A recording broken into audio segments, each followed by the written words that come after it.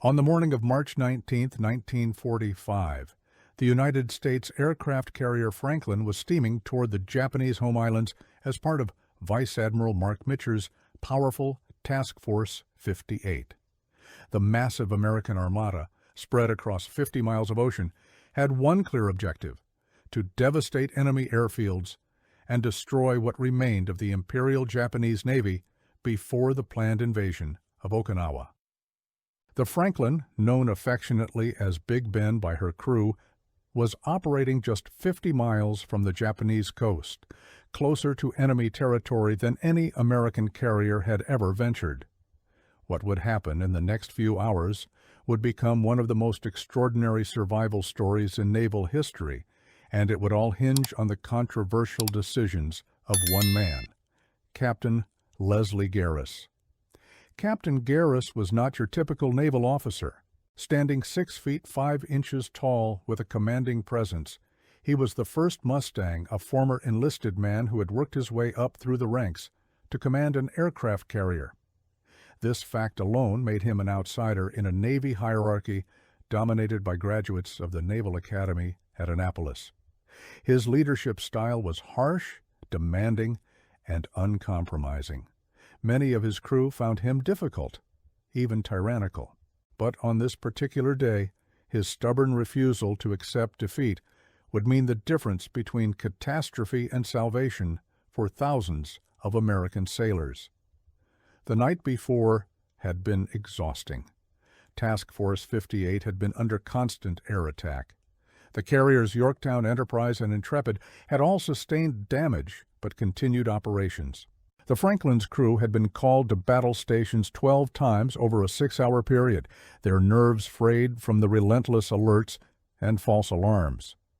When dawn finally broke on March 19th, many of the exhausted sailors had just been released from their posts. Some were lined up for their first hot meal in 2 days.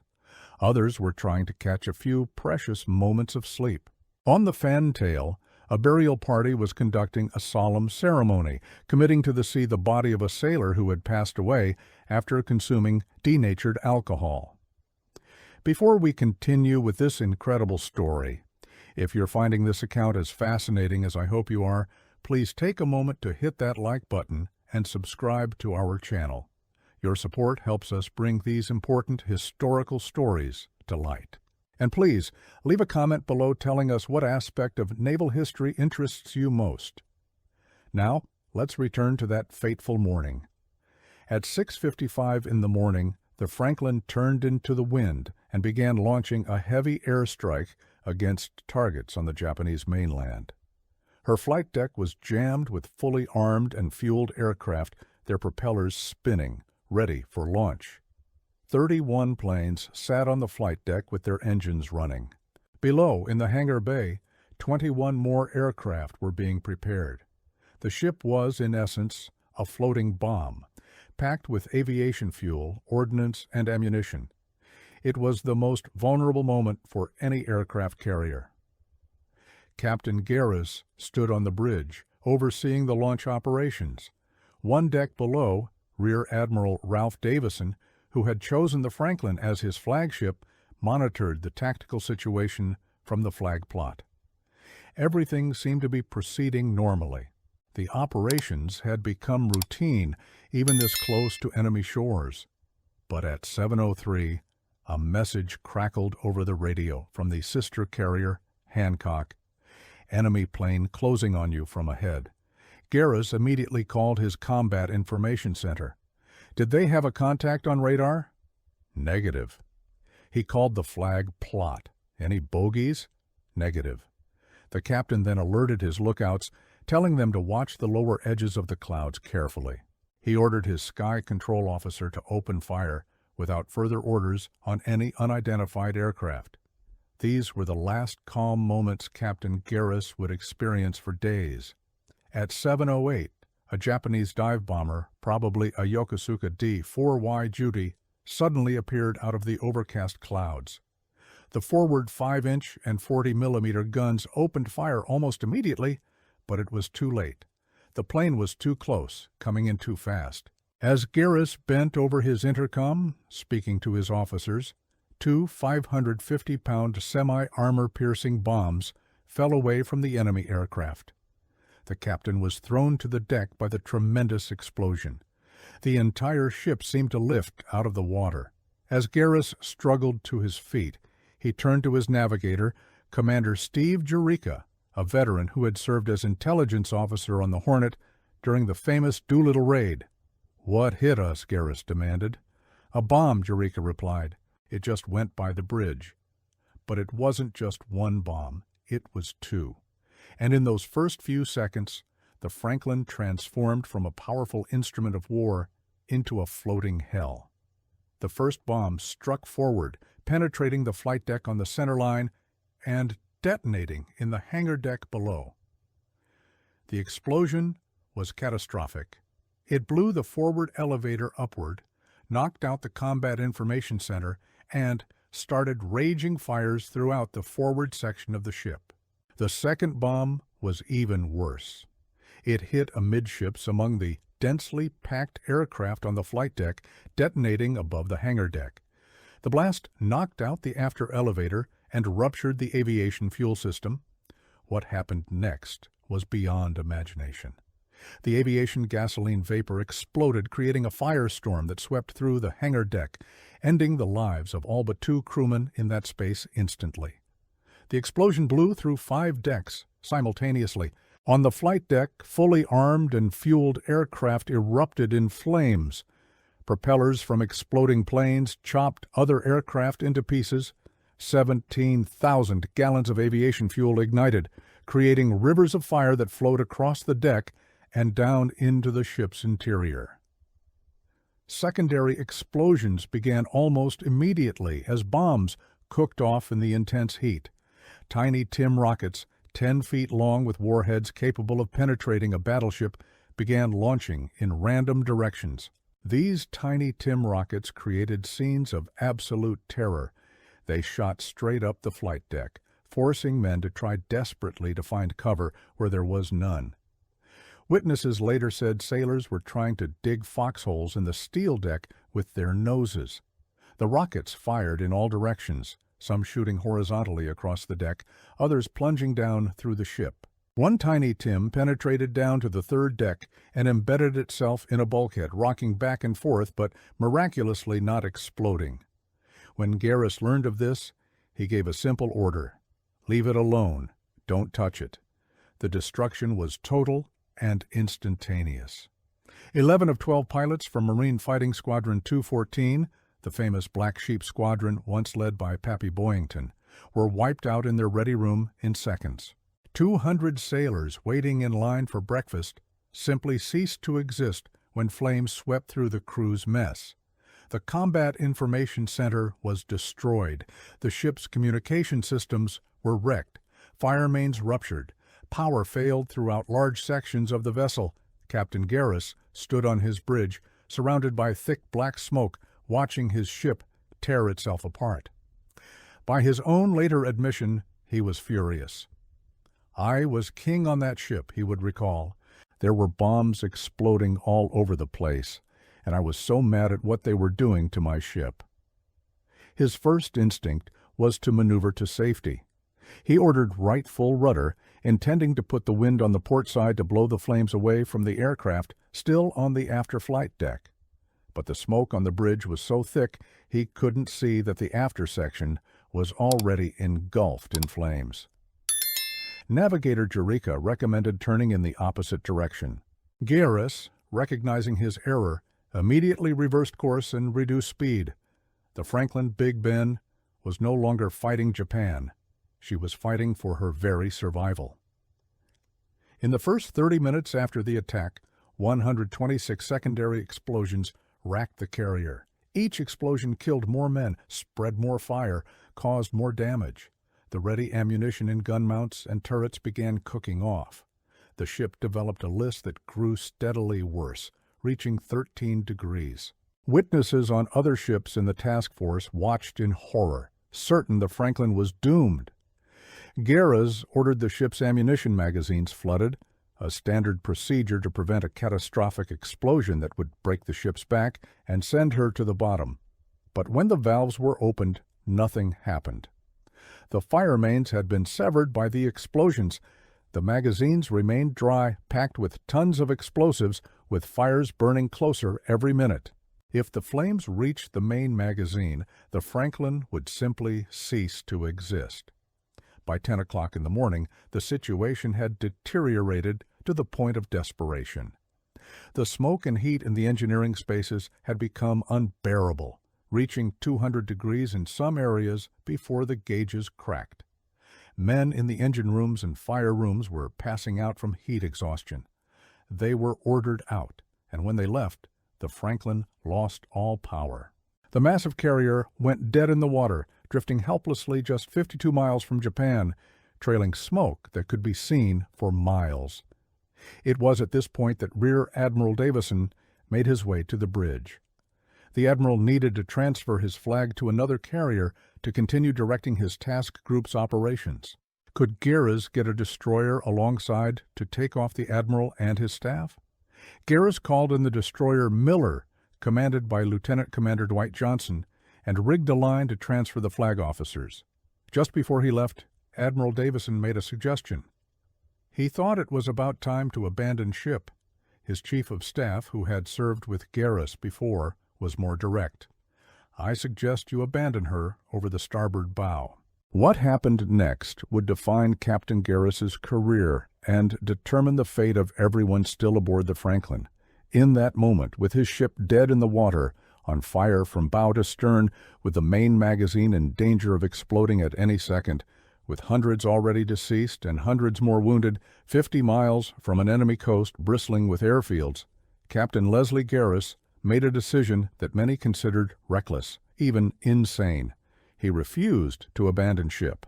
"I didn't think this was any of their business, really," Garres would later say, "because I was in command of the ship. It didn't seem to me it was necessary at that point to even think of abandoning the ship. She wasn't sinking, and we were still trying to put the fires out. But there was more to his decision than stubbornness." Garres knew that if he gave the order to abandon ship, the next step would be for the destroyers to sink the Franklin with torpedoes to prevent her from falling into enemy hands. And Garres couldn't forget the stories from the Battle of Midway, stories about the carrier, Yorktown, where men were reportedly still trapped in compartments deep in the ship, still in communication, when the torpedoes struck to sink her.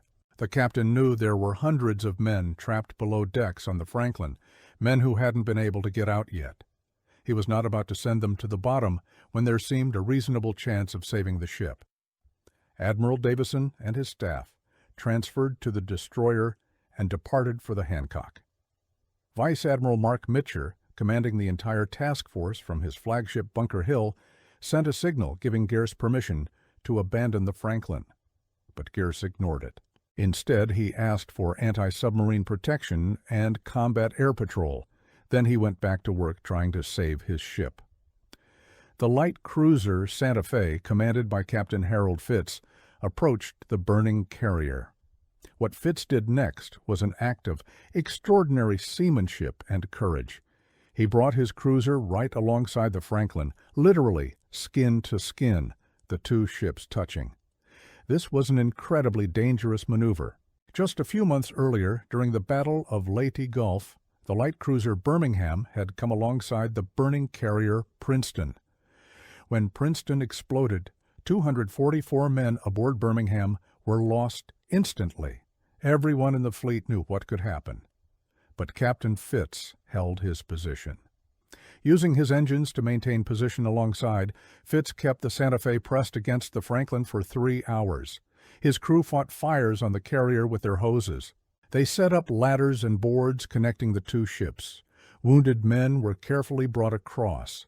Air Group personnel and others deemed non-essential were transferred. In 30 minutes, the Santa Fe took aboard 826 men from the Franklin. The destroyers Hickox and Miller also moved in close, despite the extreme danger, to fight fires and pick up survivors from the water.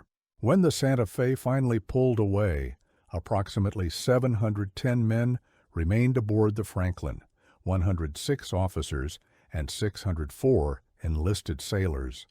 These men would fight one of the greatest battles against fire and destruction in the history of naval warfare. Among those who stayed was Father Joseph O'Callaghan, a 40-year-old Jesuit priest who had been aboard the Franklin for only 17 days. O'Callaghan had been below decks when the bombs hit. Wounded by the explosions, he made his way to the flight deck and into the midst of the inferno. He painted a large white cross on the front of his helmet so men could see him through the smoke. That white cross seemed to be everywhere on the ship. Captain Garris could see the chaplain from the bridge, moving through the flames, organizing firefighting parties, ministering to the wounded and dying, comforting men of all faiths. Explosions would force the damage control parties back, and they would cluster around Father O'Callaghan and then walk right back into the fire with him. They seemed to think he had a charmed life, Garris later recalled, and I began to think so too. I never saw a man so completely disregard the danger. But what Father O'Callaghan did next went beyond even these heroic actions. Garris noticed heat waves and wisps of smoke coming from the high gun turret just below the bridge. The turret was packed with 5-inch ammunition. If it cooked off, the explosion would destroy the bridge and everyone on it, including the captain. Without the bridge crew, without leadership, the Franklin would certainly be lost. Garris called down to the chaplain and asked him to get some men to take a hose into the turret and cool down the ammunition. O'Callaghan rounded up 2 officers and several enlisted men. They disappeared into the turret with the hose. And then, though he had no duty to do so, the chaplain followed them in. Inside the superheated turret, with ammunition ready to explode at any moment, they formed a human chain and began passing out the 5-inch shells, throwing them over the side. "That's about the bravest man I've ever seen," Garris said. This action undoubtedly saved the ship and everyone on the bridge. Father O'Callaghan would become the first chaplain in the United States Navy and the first Catholic chaplain in any service to receive the Medal of Honor. Another Medal of Honor was being earned deep in the bowels of the burning ship. Lieutenant Junior Grade Donald Gary, a 30-year-old former enlisted man who had been commissioned as an officer, was in the engineering department and knew the ship intimately. When the bombs hit, Gary found himself trapped below decks with about 300 other men in the crew's mess. They were surrounded by stores of shells and bombs. Their only source of air was an overboard discharge opening about the size of a baseball. They were told to pray in silence to conserve oxygen. Gary put on an oxygen-breathing apparatus and navigated 600 feet through mangled ducting and uptakes, finding a way out. Having saved himself, he found another breathing apparatus and went back. Not once, not twice, but 3 times he retraced his steps through the choking darkness, each time leading larger groups of men to safety. On his 3rd trip, he let out the last of the trapped sailors. Gary's route took them up a 50-foot air duct, each man clutching blindly to the belt of the man ahead, trusting that the man they couldn't see in front of them knew the way to life. In the steering compartment far aft, 5 enlisted men had stayed at their posts to steer the ship manually and keep open the sound-powered telephone line to the bridge. When burning debris trapped them, they maintained their positions. 17 hours they waited in that compartment, doing their duty. Finally, Lieutenant Junior Grade Robert Wassman found them after spending 5 hours probing through smoke, fire, and flood to reach the isolated space. Hundreds of individual acts of heroism were taking place all over the Franklin. The ship's company and air group, most of them young men experiencing combat for the first time, performed like seasoned veterans. By the time it was over, the Franklin and her crew would become the most decorated ship in naval history.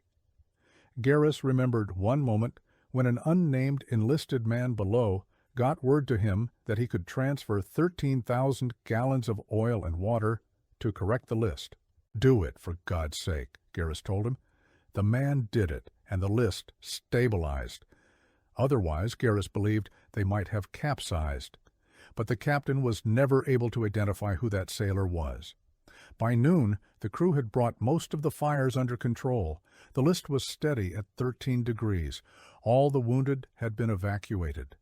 But the Franklin was still dead in the water, still vulnerable, still just 50 miles from Japan.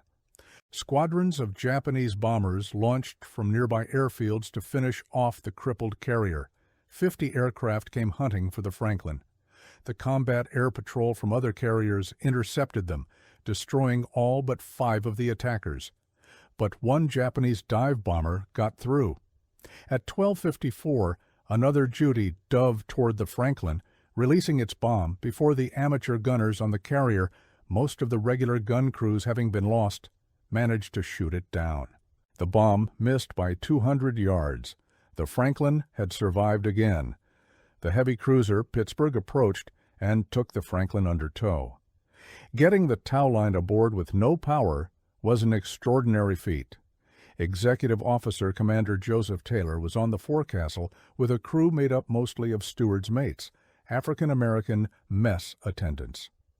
They latched onto the messenger line from the Pittsburgh and heaved the heavy steel tow cable aboard by hand. Witnesses reported that instead of traditional sea chantés, the men worked to the rhythm of spirituals. By nightfall, the Pittsburgh was pulling the Franklin south at 6 knots. All through that first day, from the moment the bomb hit in the morning, Private First Class Wallace Klimkiewicz, a 19-year-old Marine orderly, stayed within arm's reach of Captain Garris. He made the captain put on his helmet because those had been the captain's own standing orders. He made him put on his life belt for the same reason. That night, when Japanese bombers attacked again and the flight deck burst into flames once more, Garris instinctively pulled out a cigarette and lit it. Suddenly he heard a gruff voice behind him. "Douse that butt!" When Garris demanded to know who had given him an order, he discovered it was Klimkiewicz. The young Marine had been following the captain's own orders about light discipline. If you're enjoying this incredible story of survival and courage, please make sure you're subscribed to our channel and that you've hit the notification bell so you won't miss future episodes. The story of the Franklin teaches us so much about leadership, courage, and the incredible resilience of the human spirit under the most extreme circumstances imaginable. By 3 in the morning of March 20th, something remarkable happened. Survivors from the engineering department, the so-called Black Gang, returned to their posts in the fire and engine rooms. Working in spaces that had reached 200 degrees, they improvised steam lines and electrical circuits. Lights came back on, radar began functioning, pumps started working, ventilators turned. Communications were restored, and, most importantly, the Franklin's propellers began to turn. At 12:35 in the afternoon of March 20th, the Franklin had built up enough speed to cast off the tow from the Pittsburgh. Down by the tail but reins up, a triumphant Garris reported to his superiors. The Franklin was making way under her own power, heading away from Japan. But the ordeal was far from over. The survivors gathered on the hangar deck, which was torn open to the sky, to pay their respects to their fallen shipmates. The casualty list was staggering. 724 men had perished. Another 265 were wounded. No United States Navy ship had ever suffered such losses and returned to base. The trip back was, in Captain Garris's own words, a terrible, terrible experience.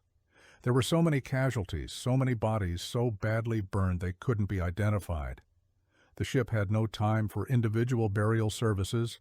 The 2 chaplains, Father O'Callaghan and the Protestant chaplain, took their posts on the starboard side. They would remove the identification tags, since most of the bodies couldn't be identified any other way. The Catholic chaplain would say the proper prayers for Catholics. The Protestant chaplain would recite the words for Protestants. Father O'Callaghan, who knew the Hebrew prayers, would recite those as well.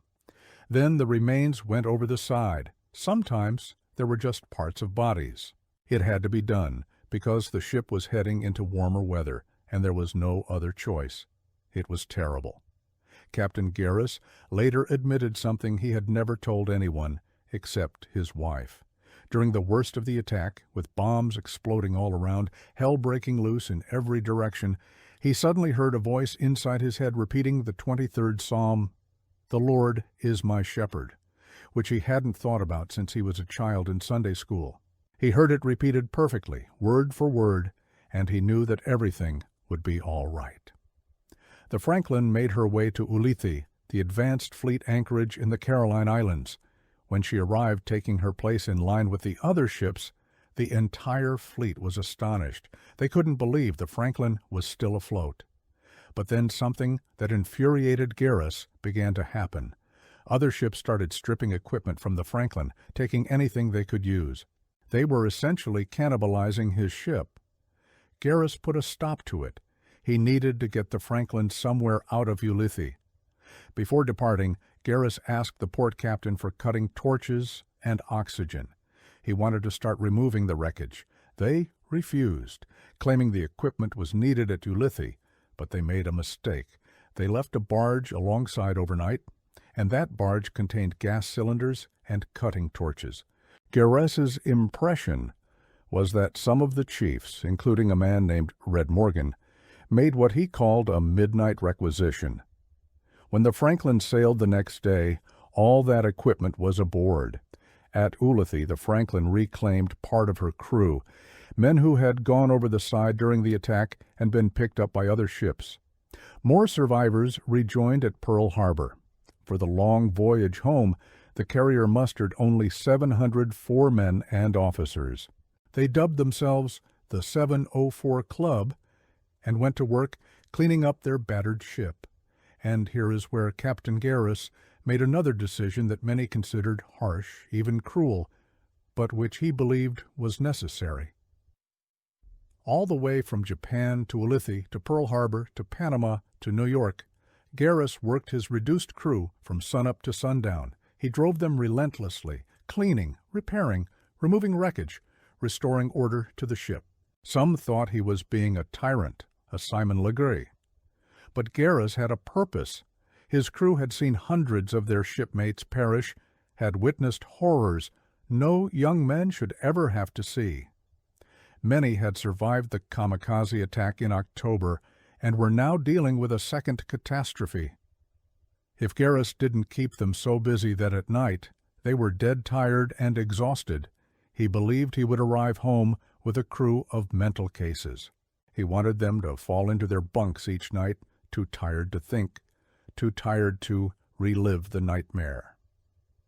The strategy worked. When the Franklin reached New York, she was in extraordinarily clean condition considering what she had been through, and Garrus didn't have a single psychological casualty on that ship. Instead, he had probably the proudest, most confident crew that any ship in any navy ever had. 704 officers and men had brought this ship home all the way from Japan to New York when most people believed they would never get away from Japanese waters. On April 28, 1945, the Franklin sailed into New York Harbor. All hands mustered on the flight deck at quarters for entering port. 40 days earlier, she had been dead in the water off Japan. She had traveled 13,000 miles from the scene of the battle, becoming the most heavily damaged aircraft carrier in history to make port under her own power. Admiral Raymond Spruance, commander of the Fifth Fleet, sent a message stating that the ability, fortitude, and sheer guts of the skipper and crew in saving their ship were in the highest degree praiseworthy. Vice Admiral Aubrey Fitch, who had commanded carriers at the Battle of the Coral Sea, declared that only by the outstanding skill, stamina, and heroism of the officers and crew could this have been accomplished. There was no precedent in the annals of sea warfare for a capital ship returning to port after such severe damage. The Franklin was in many respects in worse condition than the carriers Lexington and Yorktown when they were lost at the battles of Coral Sea and Midway. Unlike those lost carriers, the Franklin suffered no torpedo hits, which made all the difference. The flooding on Franklin was mostly from firefighting water, not from enemy action breaching the hull. The awards and decorations tell the story of extraordinary valor. 2 medals of honor were awarded, one to Father O'Callahan, and one to Lieutenant Junior Grade Donald Gary. 19 Navy Crosses, including one to Captain Garris, 22 Silver Stars, 116 Bronze Stars, 235 letters of commendation. Additional Navy Crosses and Silver Stars went to officers and crew of the Santa Fe and Miller. One Silver Star was even awarded to a civilian Corsair technician who had been aboard as a technical representative. But the numbers that truly matter are different. If Captain Garris had followed the advice to abandon ship, those 704 men who brought the Franklin home would almost certainly have perished. When a ship was abandoned, it was standard procedure to sink it with torpedoes to prevent capture.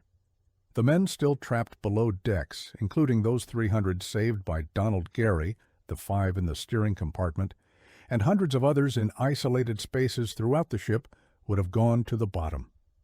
Garris's decision, considered reckless by some, saved not just his ship, but potentially more than 1,000 lives. His refusal to give up, his stubborn determination, his willingness to take responsibility and make the hard choice meant that hundreds of young American sailors went home to their families instead of to the bottom of the Pacific. Now, was Garris a perfect captain? No. He was later criticized for securing from general quarters just before the attack, though the crew had been at battle stations 12 times the previous night, and exhaustion was a real concern.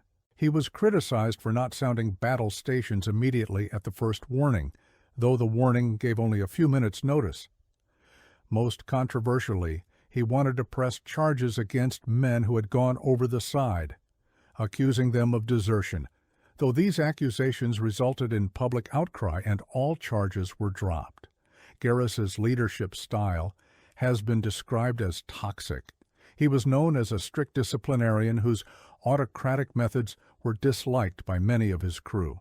As one of the first Mustangs to command a carrier, he was viewed with suspicion by the Academy-dominated naval hierarchy. He never received another command, though he was promoted to Rear Admiral before leaving the Navy. But on March 19th and 20th, 1945, those personality flaws didn't matter. What mattered was his absolute refusal to accept defeat, his determination to save his ship and his men, and his willingness to take responsibility for that decision regardless of consequences. The Franklin survival was also a testament to improvements in damage control that the Navy had implemented based on hard lessons learned earlier in the war. After the early carrier losses, the Navy realized that the entire crew needed firefighting training, not just specialized damage control teams. Naval Reserve officers who were professional firefighters, like Lieutenant Harold Burke of the New York City Fire Department, established training schools at every naval base with realistic mock-up ships, teaching sailors to get the fear of fire out of them. New equipment made a difference. Fog nozzles proved far more effective than solid streams at fighting fires. Additional fire mains were added, operated by individual gasoline engines rather than ship's power. On the Franklin, one such independent fire main generated fog spray for 8 hours when all the others were knocked out. Portable pumps, standardized hoses and couplings, portable steel cutting equipment, improved breathing apparatus, all of these innovations helped ships survive damage that would have been fatal earlier in the war. The Franklin was rapidly repaired after reaching New York, but she never returned to active service. Of the 24 Essex-class carriers built during the war, only the Franklin and Bunker Hill, which would suffer similar catastrophic damage from a kamikaze in May 1945, never saw further service. The Franklin was decommissioned in 1947, stricken from the Naval Vessel Register in 1959, and sold for scrap in 1966. The ship that had cost $57 million to build sold for $228,000 to a junkyard in Virginia. Section by section, she was cut apart and shipped to steel mills in Europe and, ironically, Japan. But parts of the Franklin lived on. Her armor plating went to the Atomic Energy Commission. Her guns were returned to the Navy. Her island superstructure went to the city of Norfolk for a naval museum. Her reduction gear was transplanted into the carrier Hornet, her turbines into the Roosevelt, and a section of her flight deck patched collision damage on the Valley Forge. Captain Garris left the Navy as a rear admiral. He didn't think he deserved the Medal of Honor. When asked by the Board of Decorations if he thought he should receive it, he said no. "It is the commanding officer's primary duty to save his ship," he stated, "and I had done nothing beyond and above the call of duty." He received the Navy Cross instead. The final casualty count for the Franklin varies depending on the source. Samuel Eliot Morrison's official naval history gives figures of 724 lost and 265 wounded. Some sources give numbers as high as 832 for those lost or buried at sea. The Navy ultimately awarded 808 posthumous Purple Hearts and an additional 347 Purple Hearts to survivors. Recent research suggests 807 lost and 487 wounded. When combined with casualties from the October 1944 kamikaze attack, the Franklin lost upward of 924 crewmen, the highest of any United States ship in World War II, except the battleship Arizona at Pearl Harbor. Among the fallen was Captain Arnold Isbell, a passenger on his way to take command of the Yorktown. He had previously commanded the escort carrier Card and her hunter-killer task group in the Atlantic, sinking 8 German U-boats and earning a Distinguished Service Medal and a Presidential Unit Citation. A destroyer was later named in his honor. Also among the casualties was Lieutenant Commander George Fox, a ship's doctor who passed away from smoke inhalation while tending to mass casualties in the below deck's sick bay. He received a posthumous Navy Cross. The story of the Franklin raises important questions about leadership, about when determination becomes recklessness, about when refusing to quit is heroism, and when it's foolishness. In Garris's case, his decision to stay and fight was vindicated by the outcome. The ship survived. More than 700 men made it home, but it could easily have gone the other way. If the main magazine had exploded, if the fires had spread faster than the damage control parties could contain them, if Japanese bombers had gotten through the combat air patrol, the Franklin would have gone down, and Garris would have been remembered not as a hero, but as a stubborn fool who needlessly sacrificed his men. But that's not what happened. Garris made a decision based on his assessment of the situation, his knowledge of his ship, his faith in his crew, and perhaps something deeper. That voice reciting the 23rd Psalm in his head, telling him everything would be all right. He took responsibility, he stayed on the bridge, and he brought his ship home. The crew of the Franklin, those 704 survivors, those young men, most in their late teens or early 20s, many at sea for the first time, many in combat for the first time, performed magnificently. They supported each other, fought together, saved each other, and brought their ship 13,000 miles across the Pacific. As Garris said, a ship by itself is nothing but a lot of steel, a lot of machinery. It isn't until you put people on board that she becomes a real thing. And when people live together and work together and train together and fight together, when they help save each other in bad times, when they go through all this together, they become a community and a family, and the ship becomes a living thing. The Franklin story is one of the great survival epics of World War II.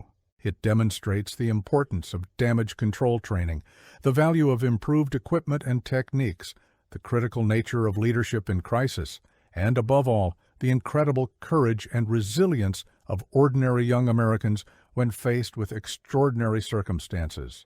Before we close, I want to ask you once more to engage with this content. Leave a comment telling us what you thought of Captain Garris's decision. Was it heroic or reckless? Would you have made the same choice in his position? Your thoughts and discussions help build our community of history enthusiasts.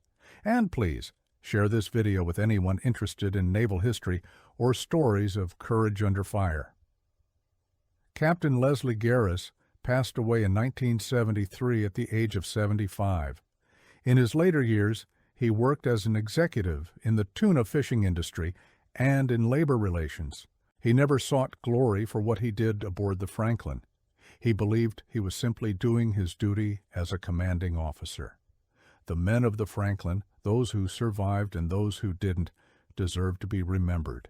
They were ordinary Americans who found themselves in an extraordinary situation and rose to meet it. 704 men brought that ship home when everyone thought it was impossible. 807 others gave their lives fighting fires, manning damage control stations, helping their shipmates, doing their duty. They are all heroes. The Franklin's final resting place may be scattered across steel mills in multiple countries, but her legacy lives on. Every naval damage control school teaches lessons learned from her survival. Every carrier sailor knows the story of Big Ben, the ship that wouldn't die. Every naval officer studies Captain Garris's decisions, debating whether they were brilliant or reckless, understanding that in the moment, with incomplete information, under unimaginable stress, he made the call and stood by it. That's what leadership is. That's what courage is. Making the hard decision, taking responsibility, and seeing it through.